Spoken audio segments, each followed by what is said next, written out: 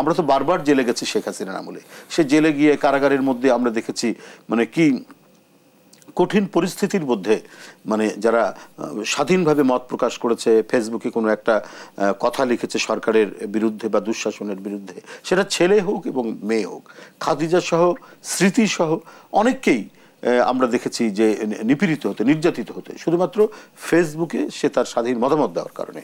তো এইরকম নিপীড়ন নির্যাতনের মধ্যে গণমাধ্যম কাজ করতে হয়েছে, বিচার বিভাগ এইভাবে অবদমিত ছিল।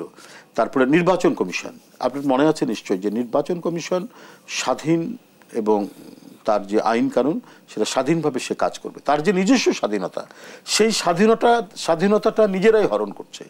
তারা নিজেদের আইন কানুনকে, অর্থাৎ স্বায়ত্তশাসনের যে আইন কানুন, সাংবিধানিক স্বাধীন বডি হিসাবে তার যে আইন কানুনগুলো ছিল সেই আইন কানুনগুলো ওখান থেকে সরিয়ে দিয়ে এক্সিকিউটিভ বডির হাতে অর্থাৎ সরকারের কাছে ক্ষমতা দিয়ে দিচ্ছে, বেশি ক্ষমতা দিয়ে দিচ্ছে। এই পরিস্থিতিগুলো তো আমরা দেখেছি। তো সেই ক্ষেত্রে তো সংস্কার তো অপরিহার্য, সেই ক্ষেত্রে তো সংস্কার এটা হতেই হবে।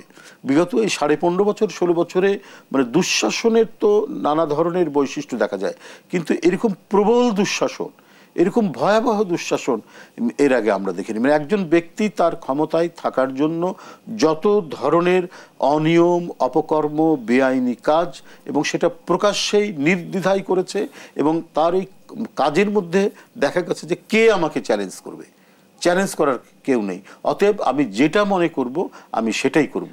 এই প্রবণতায় আমরা দেখেছি মানে সংবিধান সংশোধনের ক্ষেত্রে শেখ হাসিনার আমলে, অথবা পার্লামেন্টে কোনো আইন প্রণয়নের ক্ষেত্রে প্রত্যেকটি জায়গায় দেখা গেছে যে একজন ব্যক্তি তার ক্ষমতাকে কুক্ষিগত করার জন্য যত ধরনের মানে কি বলে যে বেআইনি কাজ করা দরকার, আইনের মাধ্যমে বেআইনি কাজ করা দরকার, অপকর্ম করা দরকার, সেই কাজগুলোই আমরা দেখেছি এই বিগত।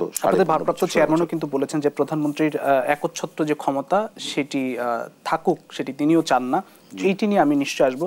সংস্কার, নির্বাচন, মানে কোনটি আগে, এটি নিয়ে একটা প্রশ্ন আসে আপনার কাছে, কোনটি আগে আসলে?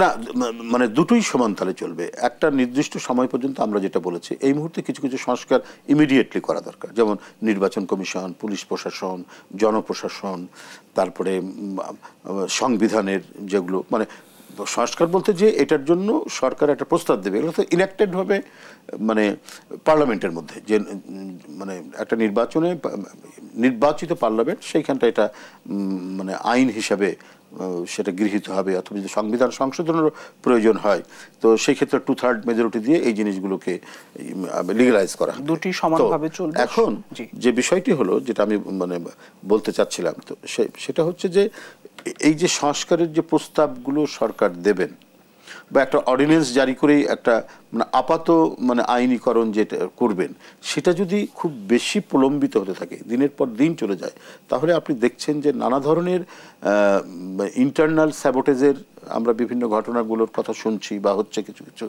আবার আন্তর্জাতিকভাবে দুই একটি দেশ তারাও নানা ধরনের হস্তক্ষেপ এখানে করছে। তো সেই ক্ষেত্রে একটা নির্দিষ্ট সময়ের মধ্যে একটা রাজনৈতিক সরকার যাতে প্রতিষ্ঠিত হতে পারে, সেটাও হচ্ছে অন্যতম প্রধান কর্তব্য হচ্ছে অন্তর্বর্তীকালীন সরকার। অন্তর্বর্তীকালীন সরকার হচ্ছে জনসমর্থিত সরকার।